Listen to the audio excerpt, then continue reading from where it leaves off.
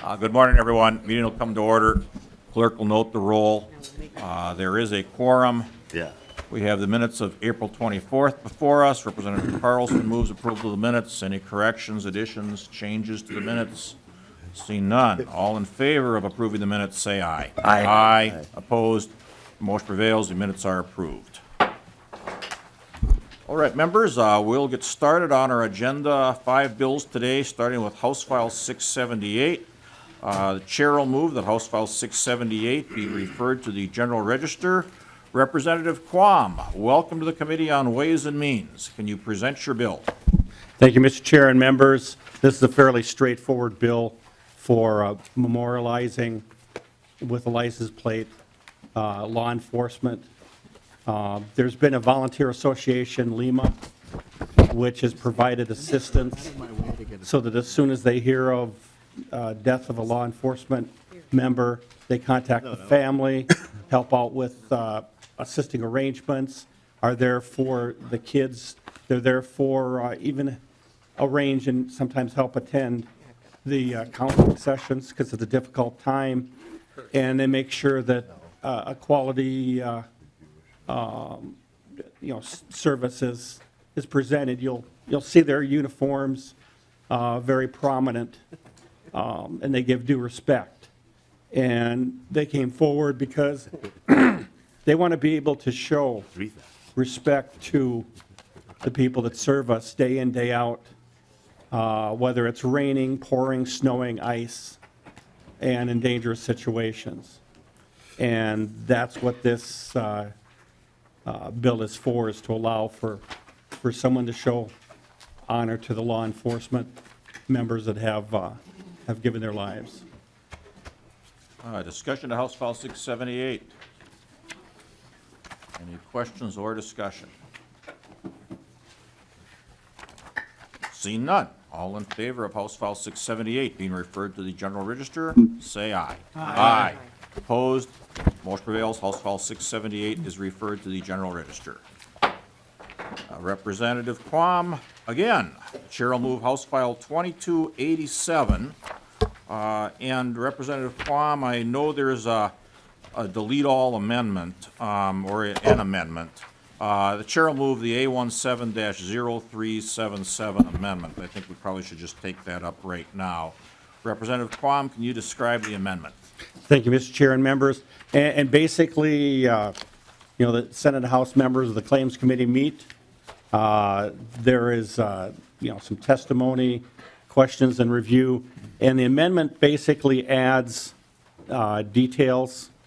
You'll see that there are certain awards and payments, and the larger ones tend to be because of medical situations. And then it's pretty self-explanatory.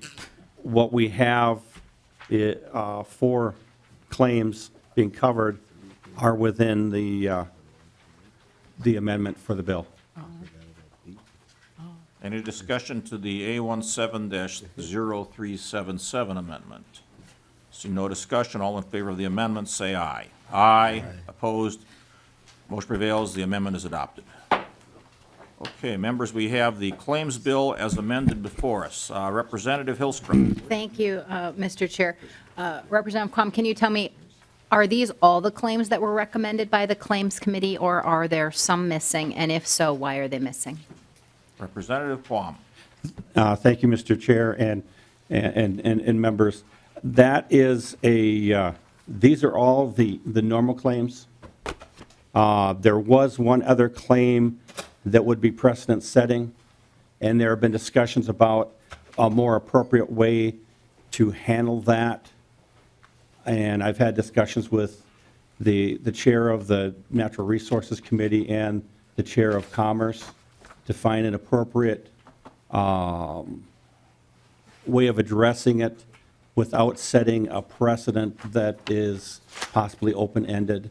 The Claims Committee is set up to allow for justice that cannot be, gained through the courts or is not covered in statute, because legislators from both chambers sit down, and they have the power to, try and make amends.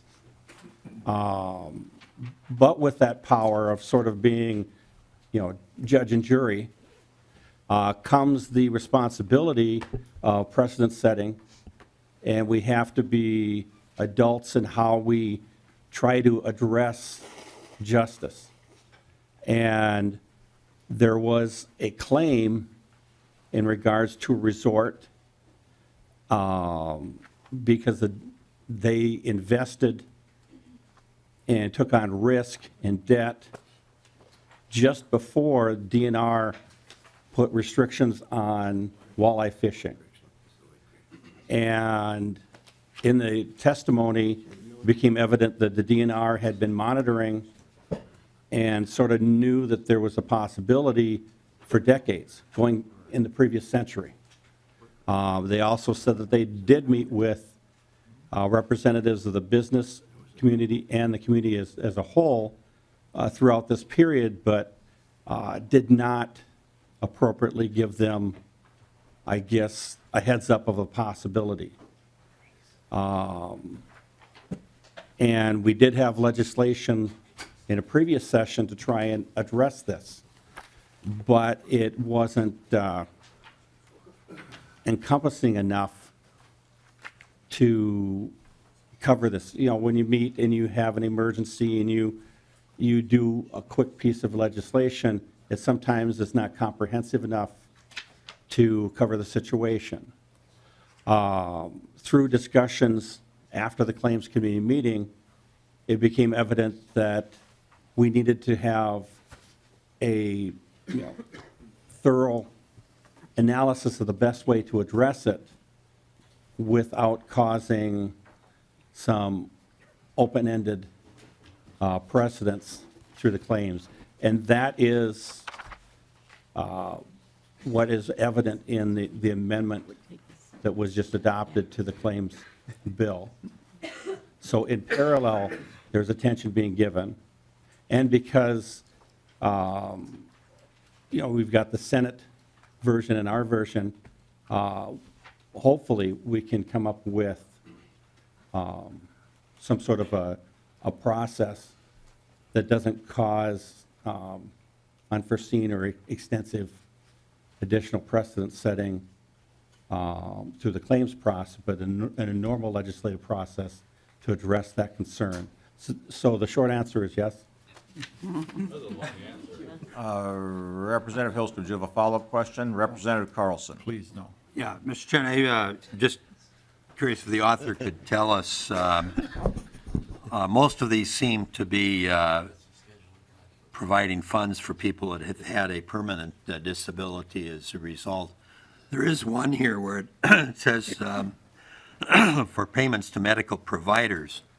And, we have an appropriation separate from this for medical treatment of prisoners, and I'm just kind of curious what the difference is. That's one of the larger amounts on the list, 4,000 something, being it just says medical providers. I think each and every other one is for a permanent damage to hand or thumb or finger and what have you, and ankle I think was one. But they were all permanent disability payments as I understand it. So the question is, why didn't the prison budget for medical treatment cover these medical providers? What was different? Representative Quam. Thank you, Mr. Chair and Representative. Part of corrections is when you serve your sentence, you're released. If there was a incident or medical issue that presented itself during the term they were serving in incarceration that required treatment after their release, that would fall under this portion of paying providers. Mr. Chair, that explains it, then it was after release, so thank you. Representative Liebling. Thank you, Mr. Chair. And Representative Quam, I'm just wanting to understand a little more about how this process works. So when we're looking at these various things. Is there some kind of fault determination that gets made before, when these claims are brought? So in other words, if somebody does something themselves and gets hurt because they were, themselves negligent, do they still get a payment, or does it require some finding that it wasn't their fault? That's my first question. And then I'm really just curious about how the amount is determined. And the reason I'm really curious about that is that these payments seem rather low to me for somebody who has permanent injuries, assuming that this is fault-based. So they get hurt because somebody else was negligent, because there weren't proper, equipment or working conditions or something. So they get a permanent injury, and here in one case, permanent injuries to left ankle, $3,000. Seems pretty low for a permanent injury. And the rest of them too. I mean, I think outside the prison walls, if somebody injured you permanently in some of these ways, I think you'd probably get a lot more. So I'm just curious about how this process works. Representative Quam. Thank you, Mr. Chair. There's a long-standing process that's evolved, and there's precedence for it. And in order to help illuminate that, I do have phone a friend next to me, and he could give you a more legally succinct definition. Hello, sir. Could you state your name for the record and give us your testimony? Mr. Chair, members, my name is Jason Keenley. I am the Senior Assistant Reviser with the Revisor's Office and also counsel for the Joint Subcommittee on Claims. Representative Liebling, to your question, the longstanding tradition that Representative Quam mentioned is that we do calculate these based on the workers' comp schedule. And there is not to your question of fault, it is a relatively no-fault system. We don't require, other than, in places where there's contributory injury, where we're trying to calculate the injury down to what is, if there was a prior injury, that's part of the calculation as to what the payout would be. But it is based on the workers' compensation schedule, and it is relatively no fault.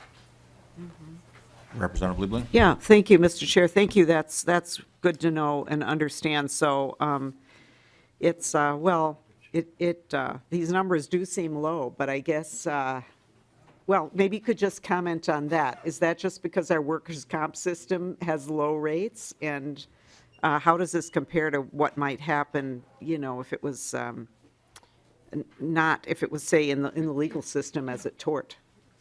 Mr. Chair, Mr. member, Keenley. yes, like I said, it is based on rule. The formulas are all, a combination of statute and rule as to the base dollar amount and the percentage on that. I could, if you want, I have the numbers, the percentages that each of these is based on, and a little more detail of the injuries. If you have a specific question about an injury, we could go into more detail as to what the exact injury was in the case and what the workers' compensation percentage is that injury, that the appropriation here is based on. Thank you. And thank you, Mr. Keenley. And Representative Quam, I just want to follow up on, I guess it was Representative Hillstrom's original question. So the Claims Committee did not recommend paying the other claim that was brought forward relating to the DNR. Is that true? They did. Mr. Chair, the majority of the Claims Committee did vote for compensation of $150,000. Okay, but at this point, they're looking at now addressing that in a different legislative way. Correct, Mr. Chair. As was illuminated by Representative Liebling's questioning, there's a long-standing precedent and structure to the vast majority of the claims that we handle. Last year, we had multi-million dollars for compensation of exonerated claims, and that encompassed a look-back period. But we do strongly look at what's the purview of the Claims Committee, what precedents, and how to more correctly address, a grievance. In past years, we've had, I have brought forth a bill to try and bring another avenue to address an issue of a subcontractor not being paid, those type of issues. So it is not unusual to try and address an issue outside of this bill. And my understanding is that I would not be surprised if the Senate, and we had a conference committee, had a different approach. Okay. Any other discussion or questions on House File 2287 as amended? Representative Hillstrom. Well, thank you, Mr. Chair. As a follow-up to your question, so how did the Claims Committee go about letting you know they wanted to go to a different path? Or did the Claims Committee take no action, and this is you who believes we should go a different path? Representative Quam. Thank you, Mr. Chair. Representative Hillstrom. The Claims Committee is made up of the Senate and the House. Next year, just like last year, I'll probably be holding the gavel for the House side. And just like any other bill that you have to amend in a committee like this, you need to look at what is the best course and the most likely course to get passage. And so the past House chair and probable next chair had discussions, and out of those discussions, including some discussions with the senior House member from your side of the aisle about how to best address it without precedent setting. This amendment allows for the standard long-standing precedent claims to move forward in this bill and give further due diligence to try and address the appropriate way of the other and not hold up these claims where some of these people through the process have spent many months, if not a couple of years going through the process to get their compensation. Other discussion? Well, seeing none, I'll renew my motion that House File 2287 as amended be referred to the General Register. All in favor, say aye. Aye. Opposed? Motion prevails. House File 2287 as amended is referred to the General Register. Thank you, Representative Quam. Thank you. The next, we'll take up House File 179.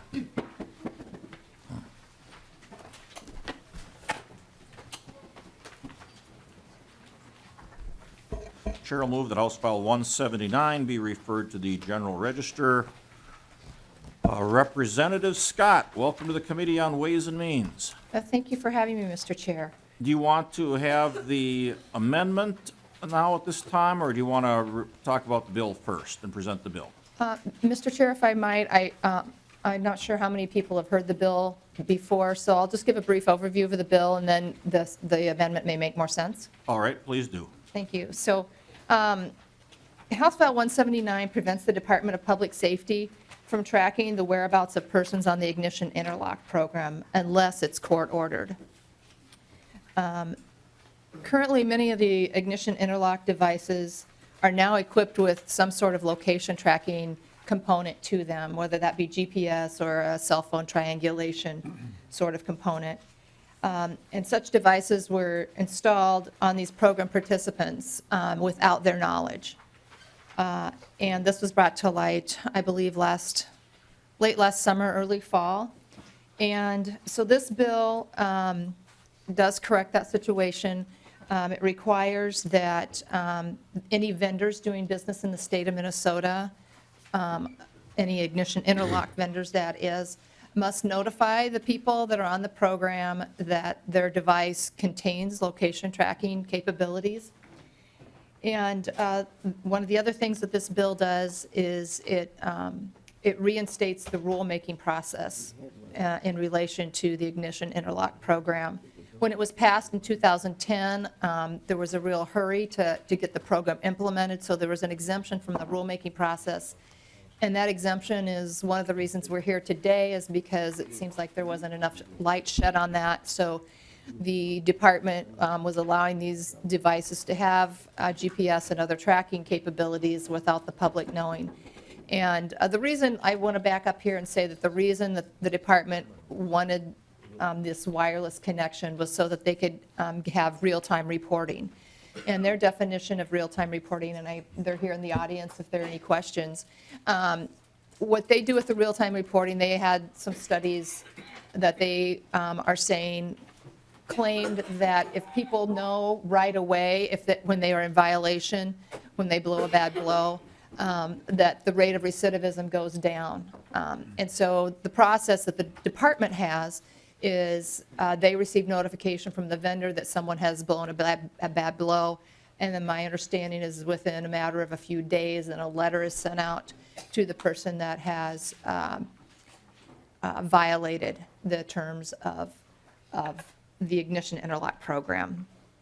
We also learned during the course of the process on this bill that many of the vendors do have the capability to turn on and off the location tracking capabilities. And even when it's off, most of them can still provide the real-time reporting that the department is after. So that's why we're here today, Mr. Chair, and I could go ahead and have someone move that amendment. That's all right. Okay. Representative Hillstrom? Thank you, Mr. Chair, and I'm happy to move the amendment. Representative Scott and I have worked together to try to address any issues with the bill. Okay, Representative Hillstrom moves the A50 amendment. And can you briefly describe what the amendment does, Representative Hillstrom? I can do that. Or Representative Scott? Thank you. So, Mr. Chair, on lines 1.2 of the amendment is just kind of some belt and suspenders language, and it just lines it up with another area of the bill as far as the court order issue. There are some judicial districts right now that are court ordering that the tracking capabilities be turned on, and so this just places that language in more than one place. And then if I could skip down to lines 1.5 and 1.6, that is the original language of the bill states that that the department would have to bring any new rules before the legislature and have them approve it, and this just deletes that portion. And I think in my many talks with the department, I think they've heard the message loud and clear that we don't want any people to be tracked without their knowledge or without a court order. And in fact, the department has said that they don't want that capability. They don't want the data that goes along with that. They just want to be able to tell these people a few days after they've violated that they have violated. So, and then, Mr. Chair, I would like to delete lines 1.3 and 1.4 of the amendment.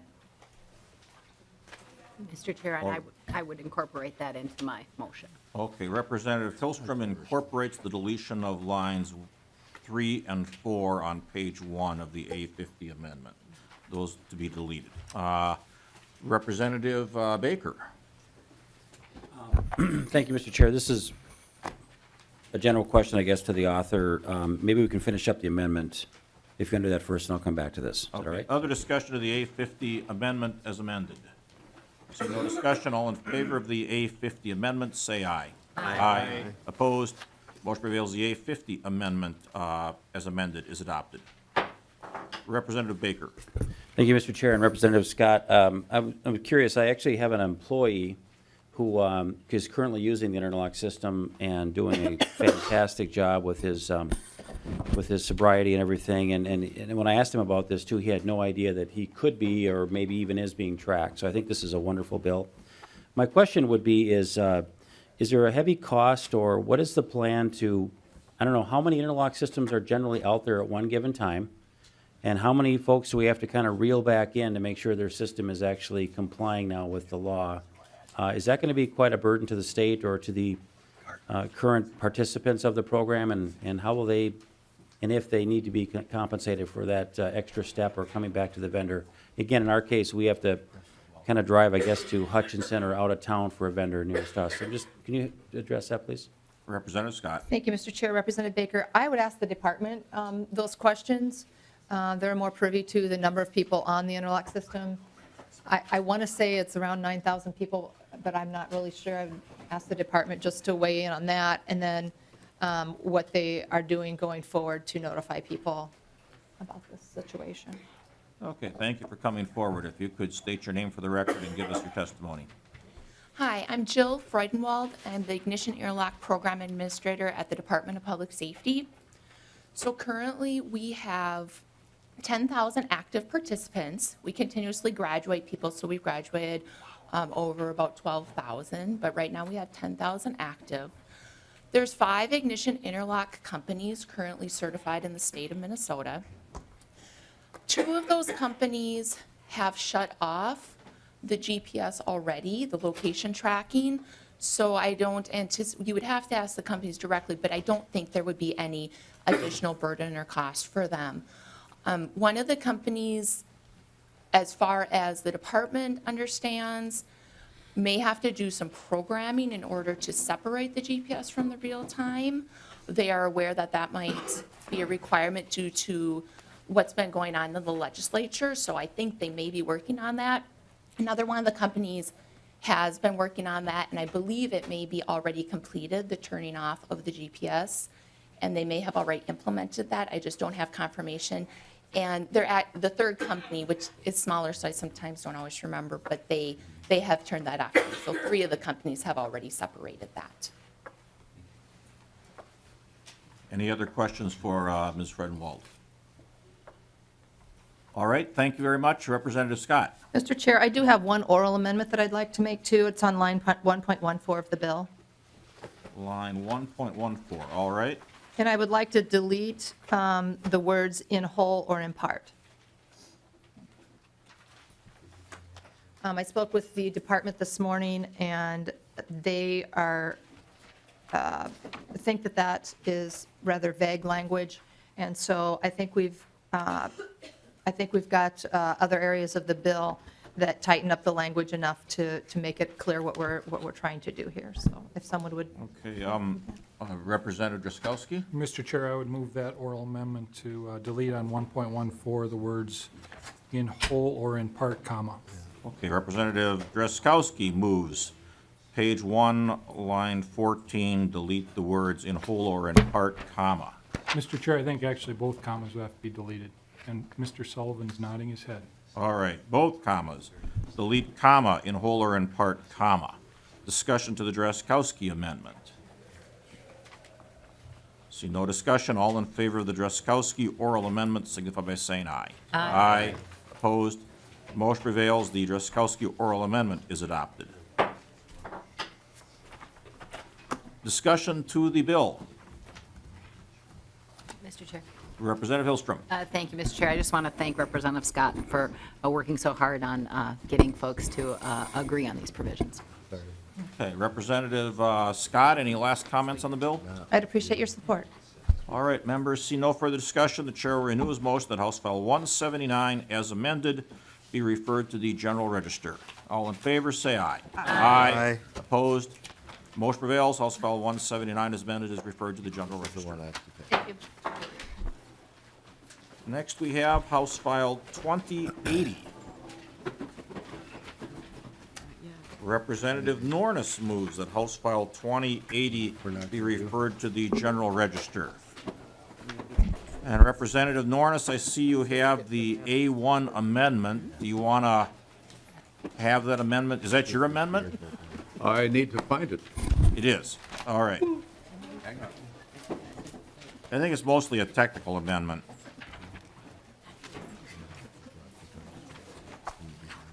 Okay. I would agree with that, Mr. Chair. Okay, Representative Nornes moves the A1 amendment, and I guess, Mr. Marks, maybe you brought this to our attention. Can you discuss the amendment? Mr. Chair, this is simply to make sure this appropriation doesn't occur more than once. It is similar to language in the higher education omnibus bill. Okay. Any discussion of the A1 amendment? Representative Liebling. Thank you, Mr. Chair. I'm just kind of curious about that. Does that mean that we have to watch for this all the time? Because it's pretty common for things to be in more than one place. Mr. Marks? Mr. Chair, Representative Liebling, It's not real common necessarily, but we do watch for that to make sure that we don't count things more than once that have that potential anyway. I think particularly when there's money involved as opposed to policy. Right, okay, well, thank you. I'm glad Mr. Marks is on the job. So am I. Other discussion of the A1 amendment. All in favor of the A1 amendment, say aye. Aye. Opposed? Motion prevails. The A1 amendment is adopted. Okay, Representative Nornes, can you present your bill, short as it is? Yeah, Mr. Chair, House File 2080 simply appropriates $50,000 in fiscal 2018 and 2019 to the Office of Higher Education for a grant repayment assistance program. And the grant must be used to provide debt relief to attorneys with full-time employment providing legal assistance or representation to low-income clients or support services of similar work. So it's all about reducing the educational debt burden. In this case, it's lawyers, which we don't often talk about very much. The money is from the general fund. Discussion to House File 2080 as amended. Seeing no discussion, Representative Nornes renews his motion that House File 2080 as amended be referred to the General Register. All in favor say aye. Aye. Opposed? Motion prevails. House File 2080 as amended is referred to the General Register. The last bill on the agenda is House File 1265, Representative Heintzeman.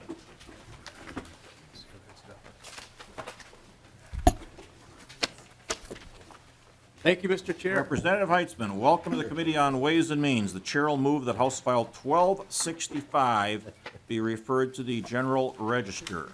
Yeah. And Representative Heintzeman, do you want to present House File 1265, or do you want to take up the amendments? Which would you like to do first?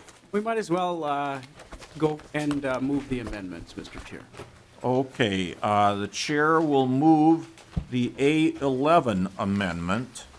And Representative Heintzeman, I'll let you describe that amendment.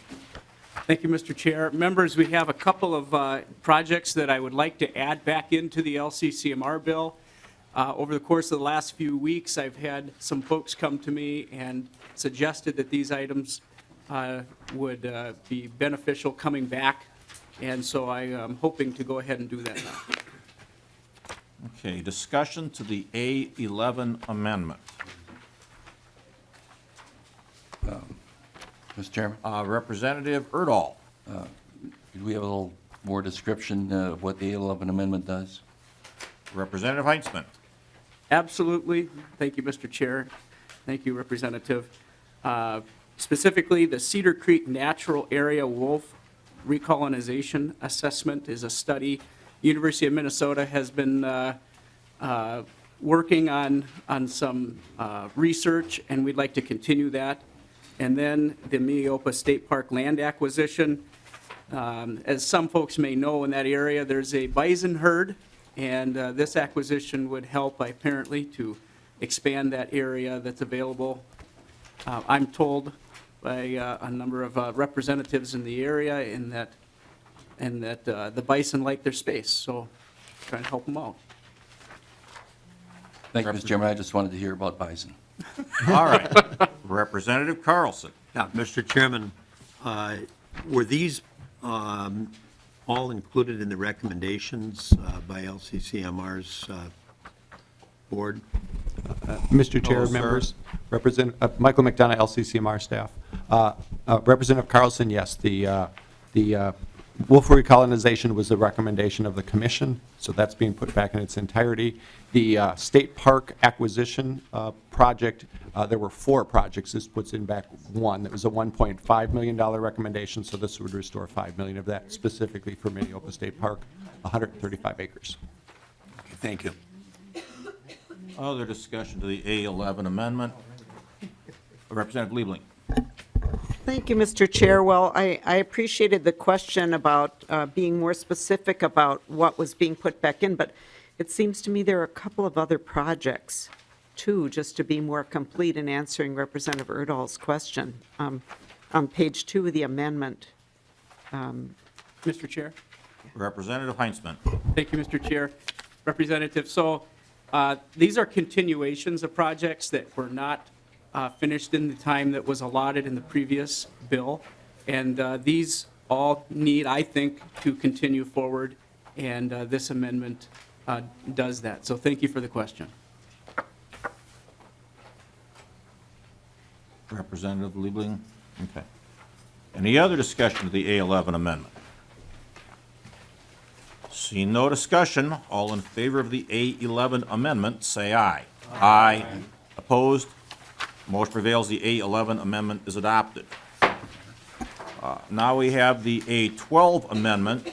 The chair will move the A12 amendment, and members, this language is identical to an amendment that we had, I believe it was to the environment bill that we took up, that basically says that a county can adopt a board resolution if they are located in whole or in part north of US Highway 2 to have no further purchases by the Department of Natural Resources of state lands unless they sell off a parcel of equal size, and there's language in terms of how they can do that. So I think that probably everyone's seen this amendment before.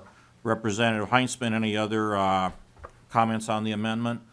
Thank you, Mr. Chair. You took the words out of my mouth, so thank you for that. I appreciate your explanation, and no, I do not. Okay, Representative Wagenius.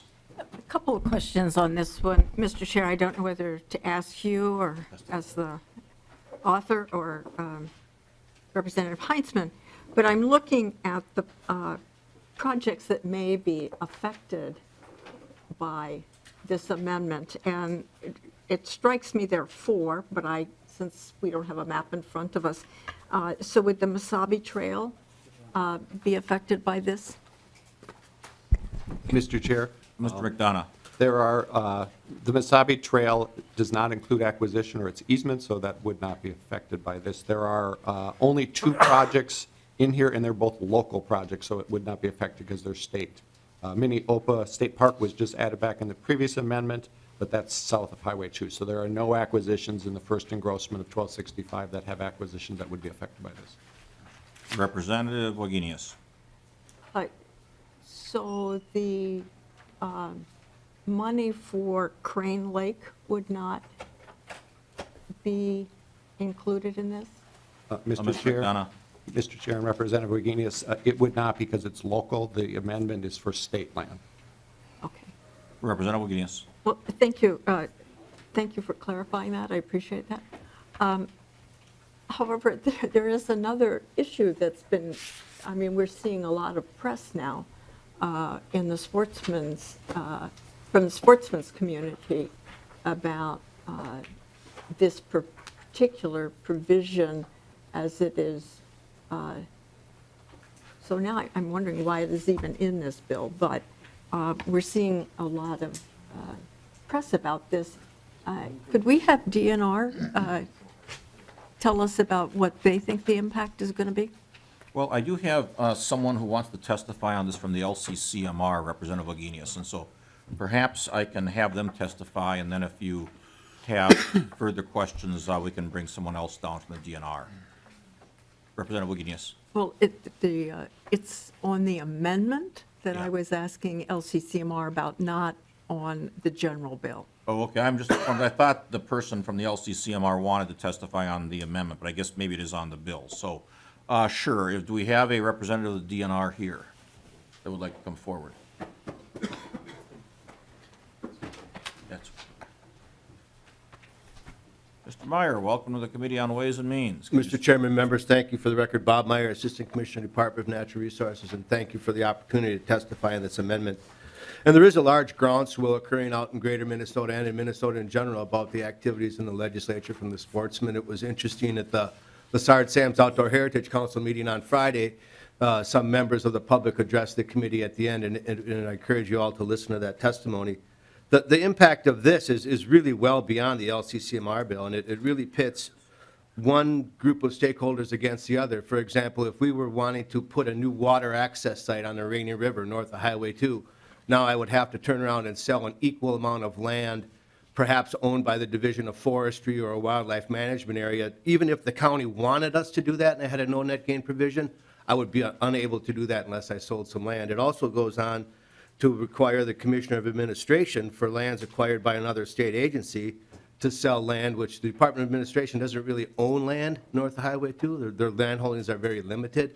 So really what we're presenting is a no acquisition prohibition on north of Highway 2 unless the department or another entity would sell some land. So, for example, the Voyagers or the Prospectors ATV trail, that's very popular in northeastern Minnesota.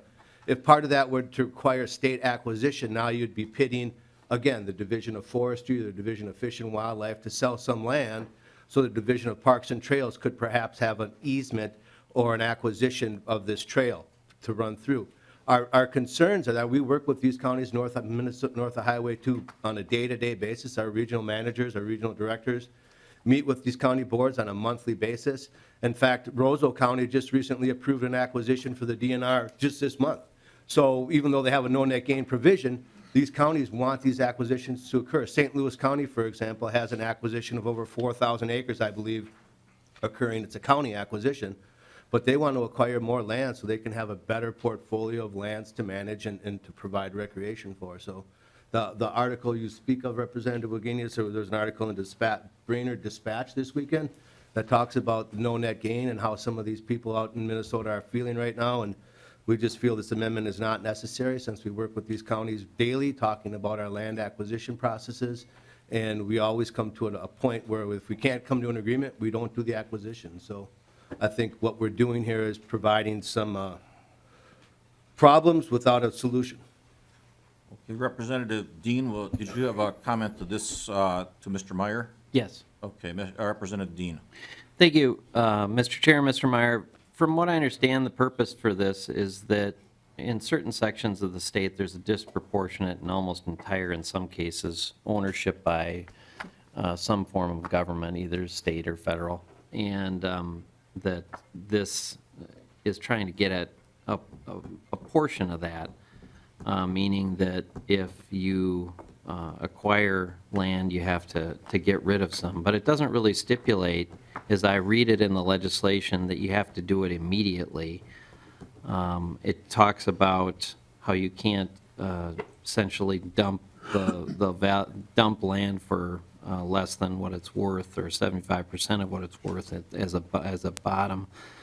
Doesn't that seem reasonable, at least for some portions of the state that are really struggling with difficulties with a disproportionately high percentage of the land that's owned by some form or another of government? From a policy perspective, from the governor, from the agency, do you think about that, and do you look at that as a whole? Mr. Meyer. Mr. Chairman, Representative Dean, we do daily. We work with the counties north of highway. We work with every county in the state of Minnesota on our land acquisition. We have a process called our Strategic Land Asset Management Process, which we talked about at the Lessard Sam's Council on Friday as well. We sit down with the counties and talk about the plat books that they have and look at what lands they own and the lands the state owns and what our future conditions are supposed to be or what we desire to do, and work on exchanges and sales and long-term management goals.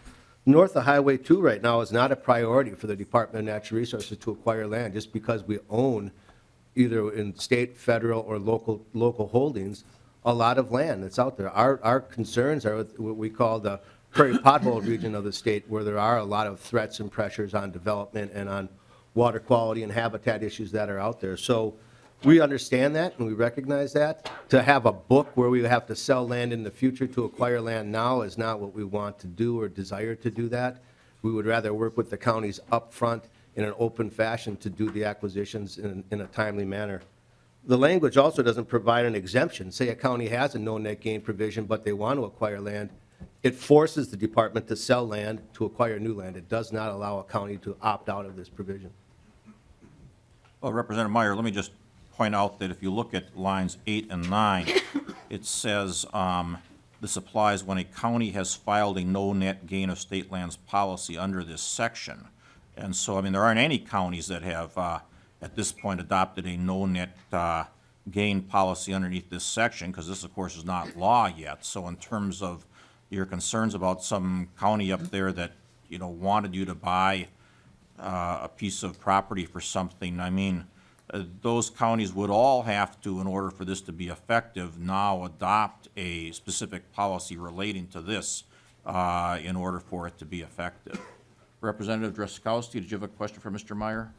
I did, Mr. Chair, thank you. And Mr. Chair, I would just note too that counties, if they would actually start filing no net gain policies under this section, could also rescind them at any time, and that would be up to them to do. Mr. Meyer, back in 2012, the legislative auditor issued a report that was really a scathing report about the amount of land that the state government owns relative to the amount of resources and capability that it has to actually maintain and do the things it needs to do for and with those lands, including simple things like following the state's noxious weed law, which it has the inability to do right now, given the vast amount of land that the state owns and continues to accumulate at rates of 10,000 or more acres per year. So my question to you is, what's changed? Mr. Chairman, Representative Drazkowski, that's a great question, and thank you for asking that. Over the past 8 years with the Legacy Amendment, we've been able to get our hands around the management of state lands. If you look at categories of land through the Outdoor Recreation Act, state forest lands are managed actively by loggers and by people who need the biomass for fuel and jobs out there. Our wildlife management areas, our scientific and natural areas, aquatic management areas, we've been getting millions and millions of dollars a year to do the maintenance and restoration and enhancement of these lands. Actually, I just asked staff today to pull some of those numbers together that I can present to you. But we are catching up at a dramatic pace. Where we do have a complaint from a county about a noxious weed problem, we're there taking care of it as soon as possible. Same day if we know about it, if we get the good location with solid answers. So, in the past, we have been struggling, but thanks to the dedication of the citizens of the state of Minnesota in passing the Legacy Amendment, we've been able to catch up dramatically, and I'll provide that information to the committee once it's pulled together. Representative Drazkowski. Thank you, Mr. Chair, and thank you, Mr. Meyer. But, Mr. Meyer, the noxious weed law doesn't say you have to only control noxious weeds when you get a complaint. It says you have to control them. And so I guess the rhetorical question would be, are you controlling all the noxious weeds on all the state land in the state? We know the answer to that is no. But my question to you is, have you fully fulfilled all of the points in the legislative audit from 2012 that the legislative auditor laid out in order to correct the situation? Mr. Chairman, Representative Drazkowski, I do not have a copy of that report in front of me, but I believe we've accomplished many of those concerns that they've had, and I'll provide the committee with more information on that as well. Okay. Okay, I have. Thank you, Mr. Chair. It sounds like a no as well. Thank you. Members, I've got Representative Carlson, Erdahl, Hausman, and Loon, who had also raised their hands. Do any of you have a specific question for Mr. Meyer, or is it more general discussion to the amendment? Mine, Mr. Chairman, is on the amendment, but not necessarily of Mr. Meyer. But so if I can wait until people are done with Mr. Meyer. Representative Drazkowski, did you have another question for Mr. Meyer? I do not. Okay. All right, Mr. Meyer, Representative Loon? Oh, yours is for Mr. Meyer, okay. And Representative Hausman, yours was too. Okay, let me go to Representative Hausman then. Thank you, Mr. Chair. I wanted to just, again, get a sense of, what I heard you say is, if this amendment were to become law, counties, we take some flexibility away from counties, that even if they wanted to move a particular way, we take that away. Did I hear you correctly? Mr. Chairman, Representative Hausman, yes, and my assumption is that there's approximately 18 counties right now that have no net gain policies. I would assume that those counties would file those petitions under this section of law as soon as it went into law. So that's my major assumption in my testimony, so we just to be clear on that. So if that were to occur, there is no exemption here, and many times we're often able to work with the county boards to come up with a resolution, or we just simply do not move forward with that acquisition at that time. Representative Fabian to that point? Yes, thank you, Mr. Chair. And Mr. Meyer, you, excuse me, you mentioned the acquisition and what you're doing in Roseau County, and appreciate that. I will remind you that it has been a very long process, as you testified to committee the other day, in the Lessard Council meeting the other day. I talked to one of the Roseau County Commissioners last night, and while they are appreciative of what's happened, they're also quite frustrated with the timelines and the lengthy process that's involved in getting to the resolution that we have. But I just want to be clear that, as the chair has pointed out, this is a new section of law, and if you are working with the counties, and I know that you are, I acknowledge that, as well as you say you are, this really should have no impact, because if they don't cite this section in a new no net gain policy, this would not be in effect. Is that not correct? Mr. Meyer? Mr. Chairman, Representative Fabian, yes, and I have not spoken with any counties. I'm just under the assumption that they would register their no net gain policies under this section. Representative Fabian? Thank you, Mr. Chair. And just to continue, I know that the Northern Counties Land Utilization Board is meeting on Thursday again this week, and I was told last night that they do intend to kind of renew their stance on no net gain. But I would also encourage you to continue discussions with those counties, pointing out some of the flexibility that actually is in this amendment that you're given, and have conversations with them.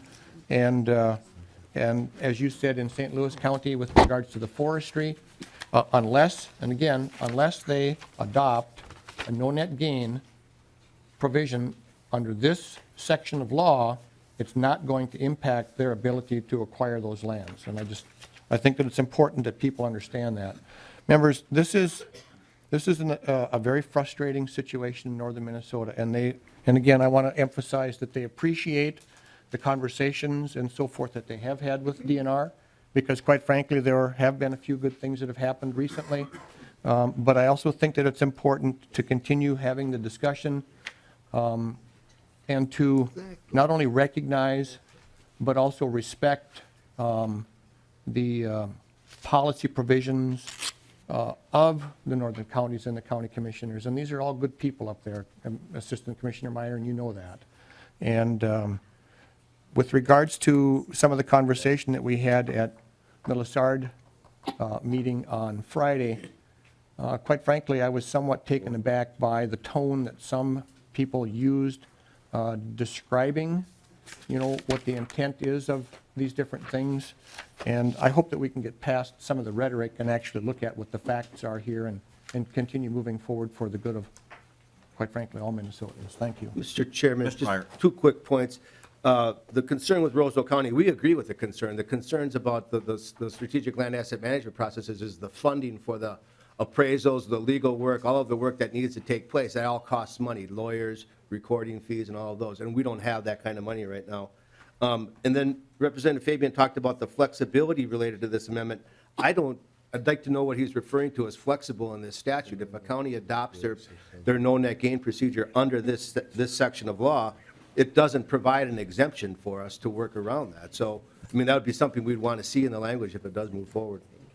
Representative Fabian? Thank you, Mr. Chair. Well, the flexibility comes in whether or not they actually adopt that provision under this section of law. And the conversations that you, and I would encourage you to have with those northern counties. And if you can, I'll say, convince them not to adopt this, you continue to have all the flexibility that you have today. Well, Mr. Meyer, if the county did adopt this, and then you came to them and said, gee, we'd like to buy this piece of property, and they thought, yeah, it would be a good thing for the DNR to buy this piece of property, it would seem the county could, as Representative Drazkowski hinted earlier, rescind this policy, at least for that particular piece of property, and then reenact it if they wanted to at a later time. Doesn't that make sense? Mr. Chairman, I guess it does. It seems like a lot of hoops to jump through, but we could always work through that. And I think the bottom line is, and I'm hearing from certain people who want to sell their land to the state, is they're concerned about the legislature, about the state getting involved in what is a private party transaction. If a person wants to sell their land to the DNR, it's been their lifelong goal when they are on their deathbed or when they're moving to Florida or whatever to sell their land to the state. this kind of flies in the face of that if the county would not want that to transpire. So I think, at some point in time, we're getting close to these private property rights that are out there as well, Mr. Chairman. Okay, Representative Loon. Thank you, Mr. Chair. And just a kind of a data question, because I'm not steeped in all the knowledge in all this. So, Mr. Myers, do you know, could you tell me what percentage of the land that we're talking about above north of Highway 2 is currently owned by the state? Is there a percentage or acres or something that would give us context for what we're talking about? Mr. Meyer. Mr. Chairman, Representative Loon, I don't have that map currently in front of me. I can provide that to you. The state owns a lot less land in northern Minnesota, north of Highway 2. Most of the land, especially as you get over into the northeast part of the state, is held by the federal government, either in the state or the Superior National Forest, the Chippewa National Forest, or other lands that the state, that the federal government owns. But I do have a map that shows county by county the amount of state land that's owned and the amount of federal land, and I can provide that to the committee, Mr. Chairman. Representative Loon.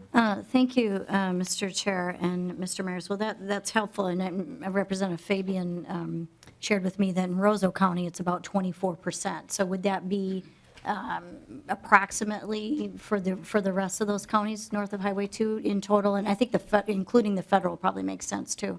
Mr. Chairman, Mr. members, Meyer. it probably is, but you have to peel back the layers of the onion and look at what kind of land that land is. Many of it's school trust land, it could be consolidated conservation land, or tax forfeit land, which the counties manage, operate, and receive revenues off of. Out of the 5 million acres of land that the state owns, we've only purchased about 1.5 million. Those are considered acquired lands. A lot of the other lands, especially in northwestern Minnesota, are the con lands with consolidated conservation lands, which have been given to the state in payment to the state for paying off that tax levy that the counties incurred back when they tried to drain the water off of that property. So while there is a lot of public land out there, there's a lot of purposes and a lot of reasons why the state owns it. And, we're talking really about 1.5 million acres of acquired land. So it becomes rather complicated. Thank you, Representative Mr. Chair. Well, Mr. Meyer, when you said 24% of Roseau County is owned by the state, how much is owned by the federal government? I guess it was my understanding that north of Highway 2, there were several counties that 70 to 80% of the county was owned by either the federal or state government or some government entity. Is that true? Mr. Chairman, yes, it is. And again, I think you need to paraphrase that with what has the state actually purchased versus what has remained on the tax rolls because nobody wants to buy it or it's been given back to the state. Koochiching County, for example, is 80% wetlands. A lot of that is owned by the state. We haven't purchased hardly any of it.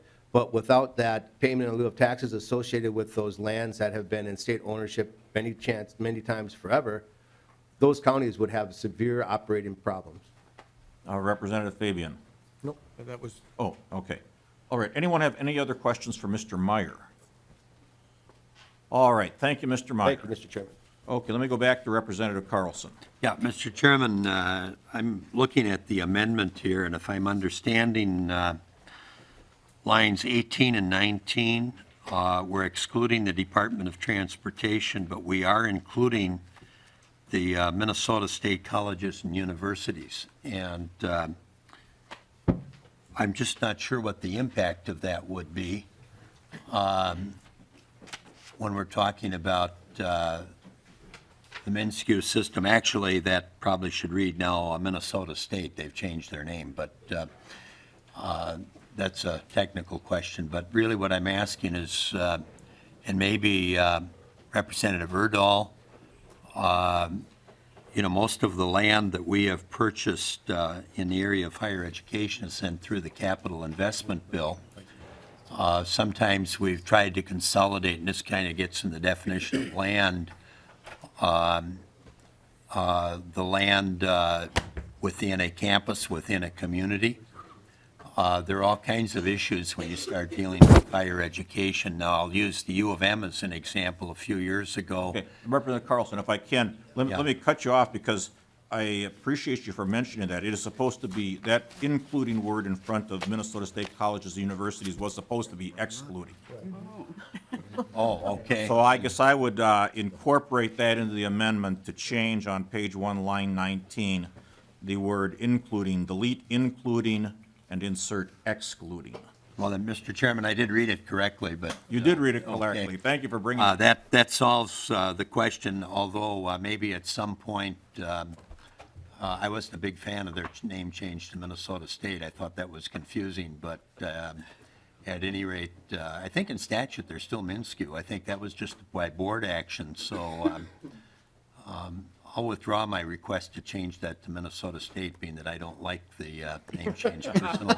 Well, if you're going to do that, Representative Carlson, otherwise we got a long amendment to the amendment of other changes in statute I suspect we would have to So I find. think we'll leave that part of it alone. Thank you. All right, thank you.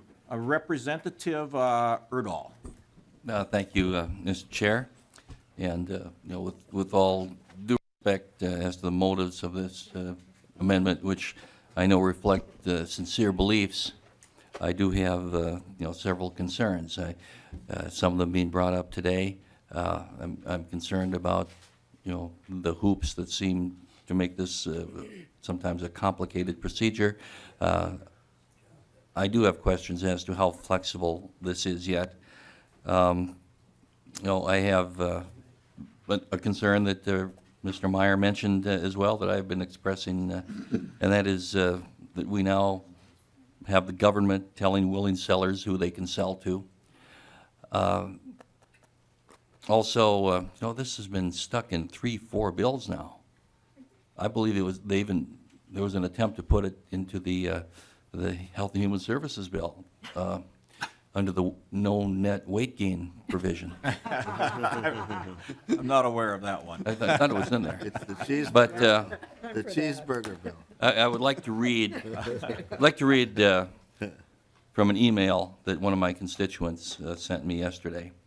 If no net gain becomes law, it will be a disaster for our environmental causes. It will not be received very well by 75% of the people of Minnesota. This bill will not only degrade the ability of the legacy amendment funds to protect, restore, or enhance land, water, and wildlife, it will set a terrible precedent that constitutionally dedicated funding and voters' actions can be subverted and used for purposes for which it was never intended. In essence, I do believe that this amendment circumvents the constitutional amendment of 2008. 70% of the people in a recent poll registered support for the legacy amendment. And I just want to say that this Republican legislator continues to stand for the will of the people as expressed by their vote in 2008. Representative Heintzeman. Thank you, Mr. Chair. And to Representative Dean's point, there are a number of legislators that are very sincere in their belief that they are representing their districts and their constituents. And I think the point was made earlier that this has been a conversation in the press over the last few weeks. And when I was contacted by media, I simply asked, maybe that particular reporter would like to come with me for a few weeks and stand on doorsteps and hear about folks' frustrations. In some parts of the state, private property in and of itself is becoming an endangered species. In some places, as we heard earlier, over 80% of the county is in the hands of a public, whether that be state or other agency or the federal government. And we're simply allowing a conversation to move forward so that people have an opportunity to share their concerns on this issue. And so while I appreciate the comments, Representative, I'm also not misrepresenting my district, or in some cases, other representatives are certainly having some strong concern on this issue. So that is probably a classic example of, in one part of the state, there may be a concern that might not be in other parts of the state. Well, and Representative Erdahl, I guess I would just say, too, that again, this only applies north of Highway 2. And again, in terms of the representation of people and their opinions, this only applies if, in fact, a county board, which is elected by the people from the county, would choose to take this particular action. But I know this is an amendment that has certainly heartfelt feelings on both sides. Any other discussion to the amendment? Representative Drazkowski. Thank you, Mr. Chair. And I would just, mention to Representative Erdahl, I think I may have received the same email with a different name on it from an interest group out there. But, Mr. Chair, on the previous time we had this amendment before us, I offered and you incorporated on line 1.11 between the words equal and number, the words or greater. And that would provide a functional, better functionality to it for the agency and all involved. I recall that now, Representative Driscollowski, thank you. All right, I would incorporate into the amendment on page 1, line 11, after the word equal, insert or greater. Representative Carlson. Yeah, Mr. Chairman, did you incorporate in your amendment as well the correction of the error? I did. Yeah, okay. Other discussion to the A12 amendment? See no discussion. All in favor of the A12 amendment with the incorporations that I mentioned signify by saying aye. Aye. Opposed? No. Motion prevails. The A12 amendment as amended is adopted. Okay, I see no further amendments. We do have Nancy Gibson of the LCCMR wanted to come forward and testify. Mr. McDonough, thank you, at least for the moment. Ms. Gibson, please come forward. And Ms. Gibson, welcome to the Committee on Ways and Means. Thank you very much. My name is Nancy Gibson, and I am currently a vice chair of the LCCMR. And I appreciate this opportunity to come and talk to you and express some of my concerns. As you may know, LCCMR is a uniquely qualified fund where diverse natural resources needs can be addressed, where research projects are peer-reviewed and they're enhanced by national experts. LCCMR was on the forefront with triclosan, invasive carp, white-nosed bat syndrome, and precision agriculture long before they hit the headlines. We take into account all the different categories, the geographical areas, their outcomes, and their job impact. House File 1265 deleted 140 jobs. 16 of those 25 deleted projects had a statewide impact. I know we have a long process, but it's a very worthy one. This last round, these deleted projects had high original scores from commission members. Ranking number 1 was rearing native mussels. It ranked 15 out of the 16 members voting, followed closely by native prairies, SNA, state and metro parks, solar cell manufacturing, the Raptor Center, and climate generation education were close behind. Yet now, they're all deleted. I've been on the commission since 2006. I was appointed by Governor Pawlenty.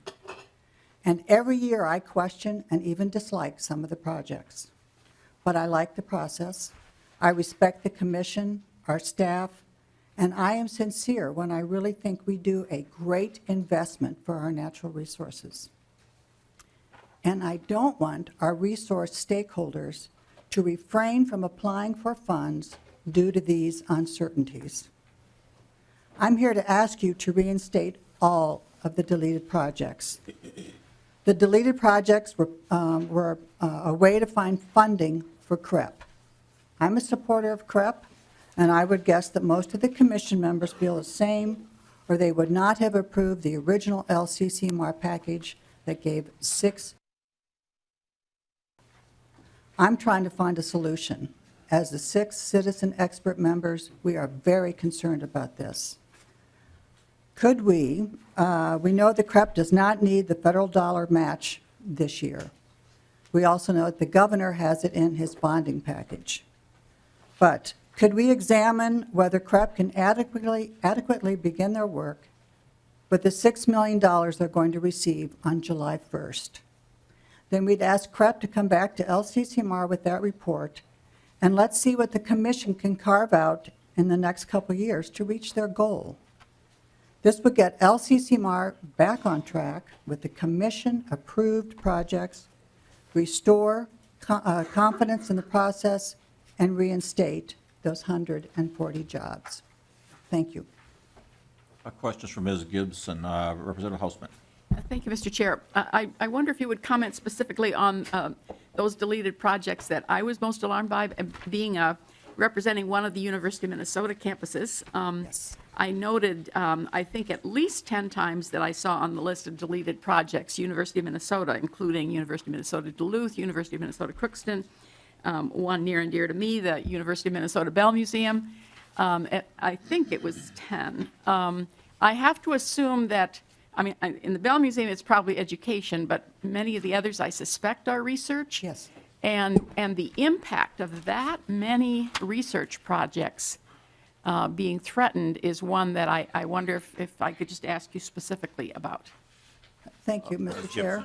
Representative Heintzeman, yes, there were a lot of University of Minnesota research projects. As I mentioned, these are peer-reviewed projects. They are at the forefront of finding a lot of our environmental and natural resource concerns. As I mentioned, triclosan was one of them. Let's see, one of them, the analyzing climate data to aid local planning implementation efforts. This is when all the cities came to the university and asked them to help them how to plan for climate change. They didn't come forward with that project. The cities came to them to ask them for help. They are an incredible resource for us. I'm very proud of the projects that we have funded through this. I can go through some of the other ones if you would like me to mention. I think you've had them in the past. A very interesting one was the freshwater sponges. I didn't know we had freshwater sponges. I just met with National Geographic, and they want to come and photograph our freshwater sponges. That's a resource we didn't know we even had. I didn't know, and I'm a biologist. Let's see, obviously the native mussels was very, very popular. The Bell Museum. The interactive water resource programs for planetariums in Minnesota. We're investing a tremendous amount of money in the planetarium and the Bell Museum. This would be an integral part of it. We hope to attract people from around the state, around the country, to this brand-new interactive display. The Raptor Center. My gosh, how many times have we been reading about eagles and the situations there are? Where do all these animals go? They go to the Raptor Center at the University of Minnesota. They are top-notch in the nation. They need a boost from the LCCMR. As I said, this is a uniquely qualified fund to meet some of these needs. Workshops and outreach to protect raptors from lead poisoning. We don't allow lead in our homes. Why would we allow it in our fields? The solar cell, high votes from the commission members, 10 out of 15 votes. We know solar cells are one of the highest employers now. They've certainly outdone coal with employees. The extraction of solar thermal energy in Minnesota, another very big popular one. Develop solar-powered robots for weed control in agricultural fields. This is one that came to us late in the game, but we thought it was pretty interesting. It was worth a try. They did reduce the amount for that one. So, and then, of course, our parks and trails and our state parks and trails and metro parks, these hit everybody statewide. And I think we have a solution. We can ask the LCCMR and CREP to come back and see if we can carve out some budgets for them. This is a very unique fund. I'm very proud to be on it, and I'd really like to see us get back on track with it. Representative Davids. Well, thank you, Mr. Chair. Again, I'm a bit confused here. I have a question for the author. Do your numbers balance? Representative Heintzeman. Yes. Thank you, Mr. Chairman. And I would just ask the question, as I have in the past at times, is how much testimony are you going to take on the policy provisions in Ways and Means? Well, Representative Davids, we do have a policy of taking at least some testimony when people request, and I think Ms. Gibson's the only person who actually signed up and requested to testify on the bill, and so I certainly wanted to honor her request. Thank you, Mr. Chair. Representative Carlson. Yeah, Mr. Chairman, I think everything that was testified to had fiscal implications, every single one. I, for one, have not proposed any amendments that were pure policy. I think the chair of the tax committee did a few meetings ago, had an amendment that was pure policy, so it's not coming from our side of the aisle. Didn't mention his name, but at any rate, I do want to point out something that I was quite involved in a number of years ago, and that was the Raptor Center. I carried the legislation as part of the omnibus higher education bill a number of years ago, and it was included. I worked with, for the money for the Raptor Center, worked with a Dr. Redding, if I think his name was. I don't know if he's still there or not. But the point I want to make is the support for getting the first state funding through the University of Minnesota for the Raptor Center was strongly bipartisan. If I recall, I think it probably was unanimous, that we should do that. And there hadn't been much of a history. He was operating on a shoestring at the time. And it's just been highly successful, as was pointed out. The publicity each time, especially a lot of focus on the Eagles, but it's much more than that. So I'm very disappointed to see that particular provision go. Representative Heintzeman mentioned the Bell Museum. I was quite involved with the planetarium at the time as well. So those are just two areas, but the main point I want to make is that I served a number of years on LCCMR. And I think it has to be understood, perhaps better than it is, that the due diligence of the commission and how the commission ranks those projects, researches those projects, the staff, and I'd be very complimentary of the staff. It's a very small staff, but they thoroughly research these issues as well, and we get both staff recommendations, or we did. I'm no longer on it. But the staff recommendations coupled with the testimony, input from the scientific community, I mean, it's probably, unless you really want to put in a lot of time, one of the busiest commissions that you can serve on because of the due diligence in that long history. And I think you just heard what that means in that regard. So I hope as this bill moves forward that we're able to reinstate the funding for those projects. I think we have to respect the work of the commission and what they put into it. And when we begin to second guess that, I think then it sends a very bad message, if you will, to all of the people that are involved, not just the commissioners, but the scientific community and so on. And it appears to me it's the one that takes the hardest hit here is the University of Minnesota. And I've said many times when I was on the commission, if I had a bias, it was to the research of the university. Now, I was tried to be as broad-based as possible, but the university would come forward with just some excellent projects, and I see some of them being literally hurt, destroyed, whatever, as a result of the way the bill is currently crafted. So, Mr. Chairman, I would hope as the bill would move forward, and there's still time on the House floor, that it would be reconsidered. Okay, I have Representative Hornstein, Heintzeman, and Wagenius. Representative Hornstein. Thank you very much, Mr. Chair. And Ms. Gibson, I very much appreciated your comments about, the process and honoring the process. And I guess I have based on that, a question for the author. We talked about this a little bit in Environment Committee, but I'm counting among the deleted projects, 2 that specifically relate to climate change, and then 6 that relate to solar energy. And, under the category of air quality, climate change, and renewable energy, you have one renewable energy project, which is a biomass boiler at Camp Ripley, but then all of these others were deleted. And and again, Ms. Gibson, I think you're calling attention to the climate data and local planning implementation is, I think, especially critical. So my question to the author is, why were 6 solar projects and 2 climate-related projects deleted from the LCCMR original recommendations.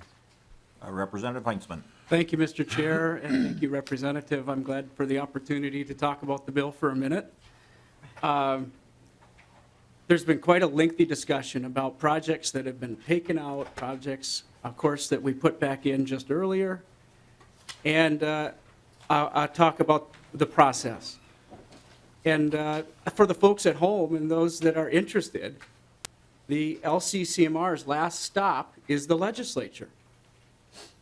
There's a reason for that. That is a part of the process. And we get to look at all of the provisions that are included and consider many of those things. And for example, the question specifically that Representative Hornstein is referring to, like for example, global warming. We have a University of Minnesota project, $300,000 in the first year from the trust fund to the Board of Regents to the University of Minnesota to determine the effects of increased temperature on the release of mercury and sulfur in Minnesota.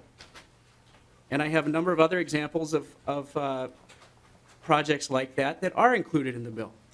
So we could go through and hash out each of these provisions and try to find what was the reasoning behind each one. And while I appreciate that, number one, we don't have necessarily have all afternoon to do that. But secondly, I should mention CREP is also a high priority, and we know that the governor has expressed that he absolutely wants CREP funded. And in this particular bill, $6 million of that funding goes to the staff at SWCDs to do research. So there's a lot more to this bill than we have maybe been discussing in the last few minutes. And it is a priority. It is important that we do make an investment into CREP, and those dollars are federally matched 3-to-1 is my understanding. That has an impact on jobs as well, and it has an impact on families across the state of Minnesota. They can apply for a CREP in the CREP program and be compensated for that land that is put into a permanent easement. So I think that has value too. Representative Hornstein. Thank you, Mr. Chairman. Just a quick comment in response. I don't think anyone's arguing about why CREP is important. It's just where we're getting the funding from. And so I think it's a very good point, Representative Heintzeman. I'm glad you mentioned it, that yes, the legislature is the last stop. But what we're doing is, we created this commission for a reason, and we have citizens on there, so that citizens can have a say in where this money is allocated. And this is we're making major changes in what the citizens have asked us to do. And I'm just calling attention to the fact that there's a pattern here. Solar and climate change were among the highest number of projects that were deleted. And I think that's making a statement. That's making a statement from the legislature that we're not necessarily interested in renewable energy and acknowledging the reality and scientific reality of climate change. And so I hope, I appreciate that you've put some stuff back in. And I hope that when this bill makes it to the floor, that some of these projects will also be put back in, because they're absolutely critical, they're timely, and we don't have to play off one set of priorities against another. And I hope that we'll be able to get some of these projects back into the bill, Mr. Chair. Representative Hausman, then Wagenius and Fabian. Representative Hausman. Representative Wagenius. Thank you, Mr. Chair. I would agree that the governor does want CREP funded, and the governor asked for $30 million of bonding dollars for CREP. He did not ask for money to come out of LCCMR.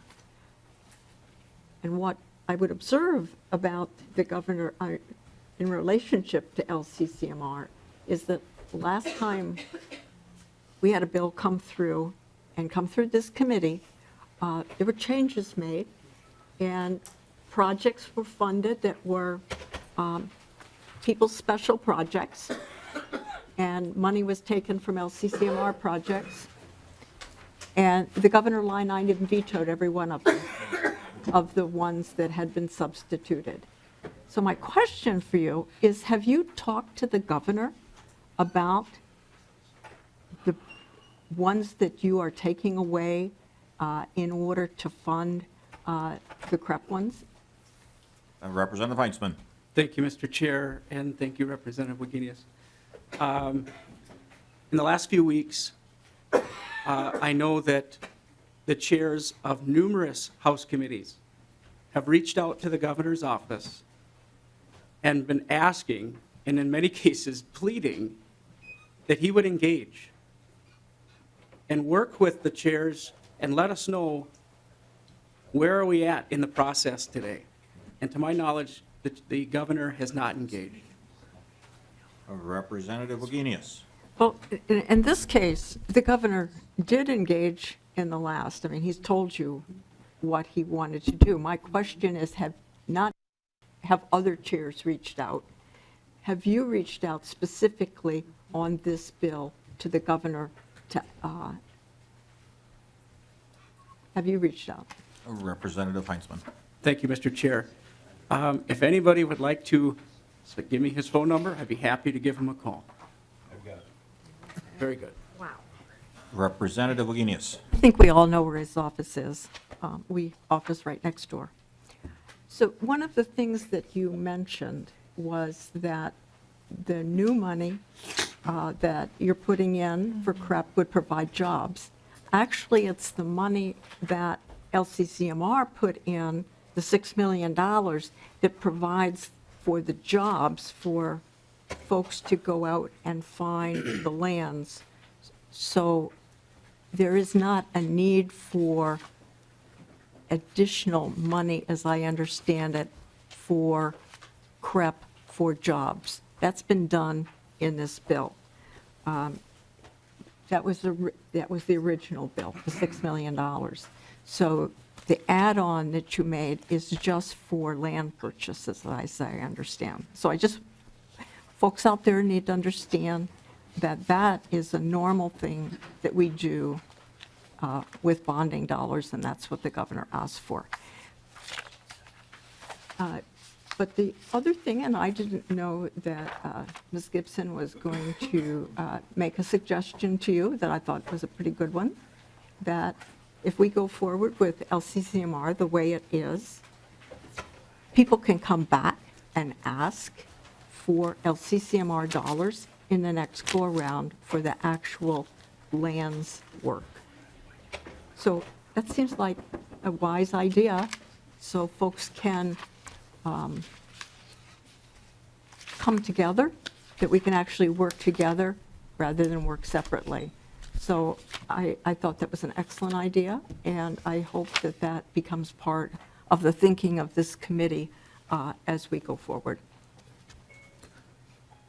I will say, Representative Heintzeman, I assume that I know the governor has got intergovernmental relations people that certainly can talk to you. Have they reached out and talked to you? Thank you, Mr. Chair, for the question. Nobody has reached out to me from the governor's office. All right. Is there someone from the governor's office here that would like to say something to Representative Heintzeman? I don't see any response. Well, anyway, okay. Ms. Gibson, I think we're done with questions for you. Thank you also for your service on this and your service to the state. Thank you. Any other questions for Representative Heintzeman? Representative Heintzeman, would you like to make some closing comments? I'll be very brief. I appreciate the opportunity to bring the amendments and the LCCMR bill to the Ways and Means Committee. Thank you, Mr. Chair and members. Seeing no further discussion, the chair will renew his motion that House File 1265 as amended be referred to the General Register. All in favor, say aye. Aye. Opposed? No. No. Motion prevails. House File 1265 as amended is referred to the General Register. Members, I don't have any other business for the day. There may well be another meeting coming up later this week. We will keep you posted as to when it might be. And with that, members, we are adjourned.